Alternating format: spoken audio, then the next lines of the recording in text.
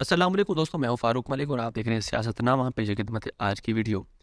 دوستوں، خواجہ آصف لکھتے ہیں کوئی بھی فوجی پابند نہیں کہ غیر قانونی احکامات مانے، جس کے اوپر سوشل میڈیا صارفین کہتے ہیں۔ عمران خان لکھتے ہیں چلو اب اس کو بھی اٹھا لو اور ننگا کر کے مارو۔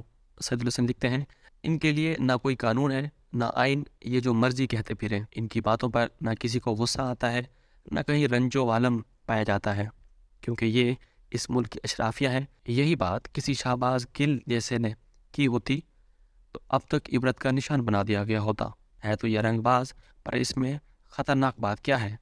صحیح بات تو کر رہا ہے، غیر قانونی احکامات ماننے کے پابند نہیں۔ کیوں غیر قانونی احکامات مانتے ہیں؟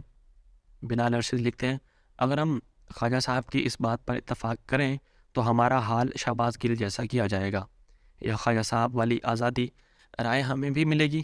کائنیٹک لکھتی ہیں نہیں جی، ان کے منہ تو اب زمزم سے دھلے ہوئے ہیں، ان کے منہ سے کوئی بھی لگی ہوئی چیز اور زبان سے نکلی ہوئی کوئی بھی بات پاکستانی قوانین کے مطابق حلال حلال حلال ہے۔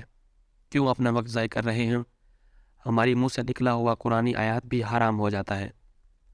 ایم ایس لکھتے ہیں مبارک ہو سکھر میں فوج کے خلاف تقریر کرنے والی مریم نواز شریف کے خلاف دائر درخواست خارج کر دی گئی ہے۔ مقامی عدالت نے جس کو خارج کر دیا ہے، کھیل کو دیکھ بھی رہے ہیں عوام اور سمجھ بھی رہے ہیں کہ غیر سیاسی اسٹیبلشمنٹ کس طرح پی ڈی ایم کی ڈھال بنی ہوئی ہے۔ اللہ حافظ۔